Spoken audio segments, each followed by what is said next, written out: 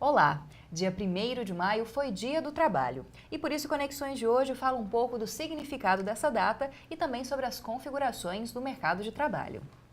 Bom, e para isso nós contamos com a presença do professor de Direito do Trabalho da UFG, Milton Heinen. Olá, professor, muito obrigada pela presença.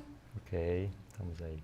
Bom, e também contamos com a presença do superintendente do Ministério do Trabalho de Goiás, Arquivaldo Bitts. Muito obrigada, superintendente, pela presença. Olá, eu que agradeço a oportunidade. Olá, Milton, satisfação estar aqui com vocês.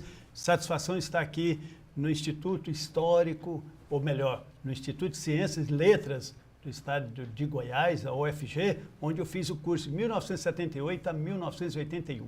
Ok. Bom, mas antes de começarmos esse debate, você assiste agora uma matéria que mostra um pouquinho das novas configurações desse mercado, das pessoas que têm abandonado, às vezes, o mercado formal para trabalhar em casa ou para fazer outros tipos de serviço. Maio não é apenas o mês das noivas, é também o mês do trabalho e do trabalhador. Profissionais com carteira assinada, autônomos, servidores públicos, enfim, são várias as formas de trabalho. O trabalho formal, com carteira assinada e horário rígido, ainda é a principal forma de emprego no Brasil.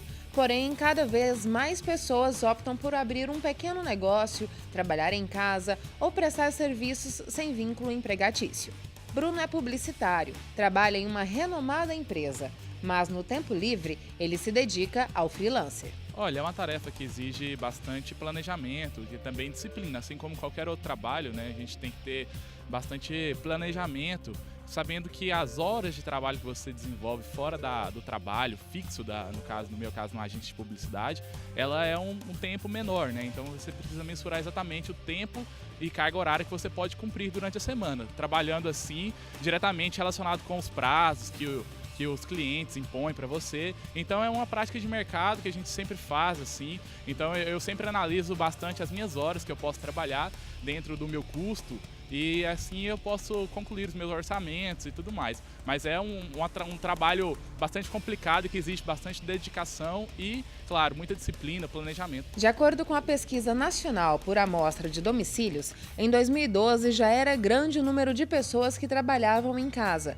cerca de 19,5 milhões de brasileiros. Raquel é jornalista e professora, porém decidiu trocar toda a correria da sala de aula universitária pela flexibilidade do trabalho em casa. Eu sempre sonhei em ter um negócio próprio, né? Mesmo trabalhando com horários fixos, né? Tendo bater ponto, tendo um salário fixo, eu sempre tive o sonho de ter uma empresa própria, né? Eu sempre achei que isso me limitava muito. Então, quando eu conheci, né, a Mary Kay, eu comecei timidamente, né, apenas vendendo para as pessoas próximas e comecei a perceber que eu gostava muito daquilo. Então, a possibilidade de fazer o meu próprio ganho, né, eu falo assim que eu não gosto de salário fixo porque salário fixo não aumenta, né? Então, quando eu percebi que eu poderia fazer o meu próprio ganho de acordo com o meu próprio esforço e principalmente fazer o meu horário de trabalho, tendo como possibilidade de poder acompanhar o crescimento do meu filho, eu me apaixonei por essa oportunidade, né? E é isso que me faz investir cada vez mais nesse trabalho. Diante da gama de oportunidades que os brasileiros têm atualmente, muitos trabalhadores trocam de emprego com maior frequência. De acordo com dados divulgados pelo DIEESE em março deste ano, a rotatividade no mercado de trabalho brasileiro cresceu de 52% em 2003 para 64% em 2012, se levarmos em consideração o período de um ano na empresa. No comércio, a rotatividade registrada durante esse mesmo período foi de 64%, enquanto na agricultura atingiu 92%. Na construção civil, a taxa foi ainda maior, chegando a 115%. Bom, para começar nosso debate, superintendente, gostaria que o senhor começasse explicando para a gente qual o significado dessa data, do Dia do Trabalho, o que representa esta data. Bem, primeiro dizer o seguinte, realmente é conhecido como Dia do Trabalho, mas eu sempre coloquei, e não só eu, mas como vários setores, que não seria o Dia do Trabalho, seria o Dia do Trabalhador, para marcar bem que essa data ela surgiu a partir de massacres acontecidos séculos anteriores e que, diante daquela situação, maioria mulheres, ficou bem marcado.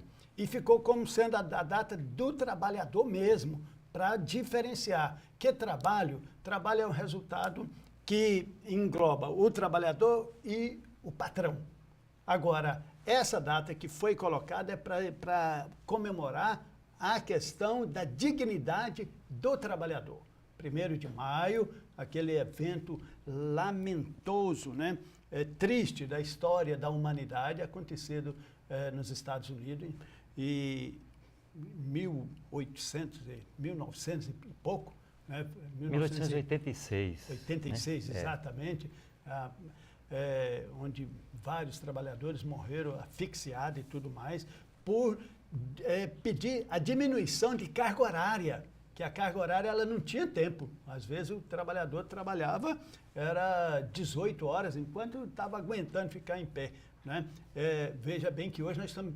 A classe trabalhadora brasileira hoje busca diminuir de 40 horas semanais, 44 para 40. Naquela época não tinha jornada limitada em tempo nenhum. Portanto, eu acho muito importante, é uma data que significativa, avanço da sociedade mundial, e no Brasil nós tivemos muitos avanços, inclusive a CLT ela é considerada como uma legislação que é muito concessiva, mas nós preferimos ter essa legislação brasileira do que outras legislações mundo afora aí. Precisa de muitos países melhorar seu marco regulatório entre trabalho e empresa.